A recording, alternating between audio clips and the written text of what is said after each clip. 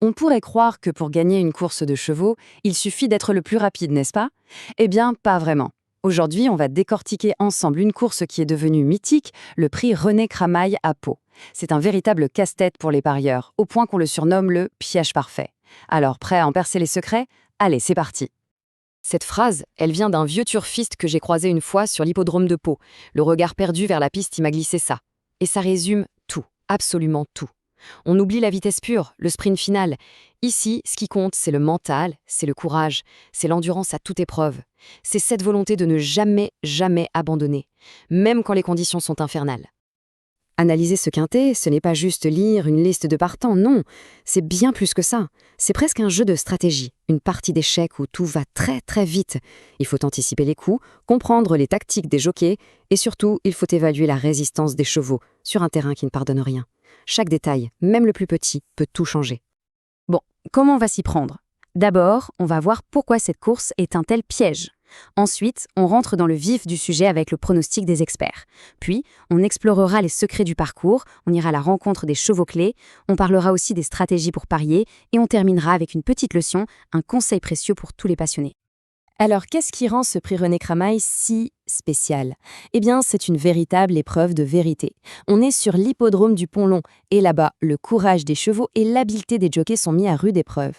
Il y a des obstacles techniques, bien sûr, mais il y a surtout un ennemi redoutable, le terrain. Un terrain souvent gorgé d'eau qui vient complètement rebattre les cartes. Allez, pas de temps à perdre, on va droit au but. On va commencer par la fin, en quelque sorte. Voici l'essentiel de l'analyse, la conclusion des experts, avant même de plonger dans les détails. D'abord le quoi, et ensuite on verra le pourquoi. Alors, qui sont les 4 élus de notre expert? On a d'abord Furioso, le favori que tout le monde attend logiquement. Ensuite, Kim Flea, la base solide, la valeur sûre. Après, il y a Never Risk, l'outsider de grande classe qui peut tout à fait créer la surprise.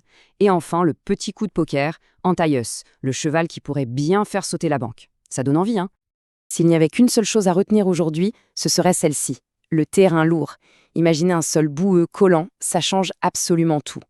Certains chevaux adorent ça, ils y trouvent leur meilleure sensation, d'autres, au contraire, s'y enlisent. C'est vraiment la variable qui a dicté toute cette sélection.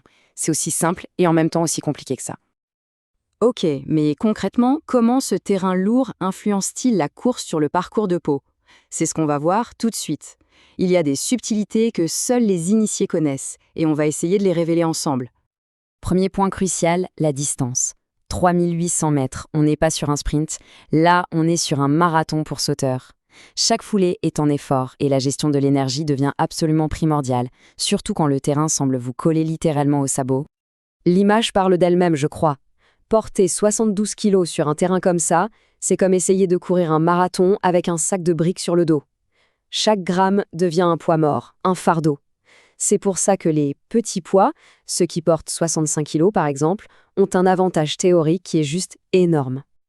Bon, à cette théorie, passons aux choses sérieuses. Il est temps de rencontrer nos 4 protagonistes, de faire leur connaissance et de comprendre pourquoi précisément eux ont retenu toute notre attention. On commence par Furioso, le favori logique. Sa dernière course sur ce même parcours, c'était une démonstration de force. Il a vraiment tout pour lui. La forme du moment, il adore le terrain lourd et il porte un poids plume. Franchement, sur le papier, s'il ne fait pas d'erreur, il est presque imbattable. Mais bon, aux courses, le papier, on sait ce que c'est. Juste derrière, on a Kim Flea. C'est un vrai métronome. Elle connaît chaque brin d'herbe de cet hippodrome et sa capacité à finir ses courses comme un boulet de canon est juste impressionnante.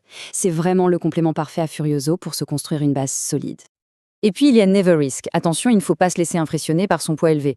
Ce cheval-là, il a une classe à part, un moteur exceptionnel.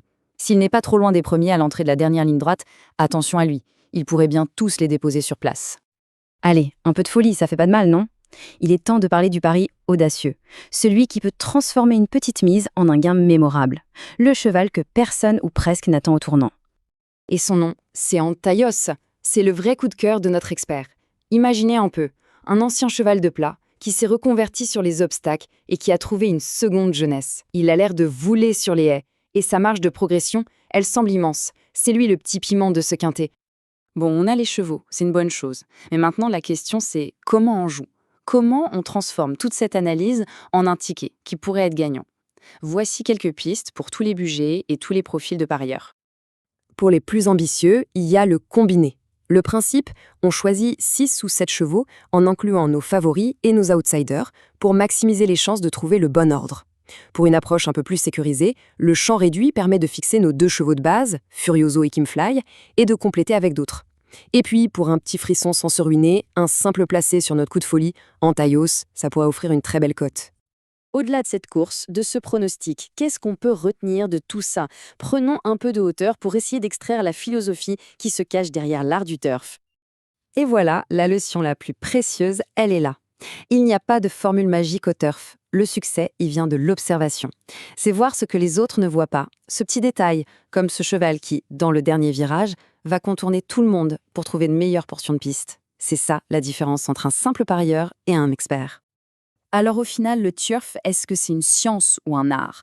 Faut-il faire confiance aux chiffres, aux statistiques, ou plutôt à son instinct, à son expérience? La vérité, elle est sans doute quelque part entre les deux, dans ce mélange fascinant. Et c'est justement ça qui rend ce jeu si complexe et si passionnant. Voilà, les cartes sont sur la table. Bonne chance!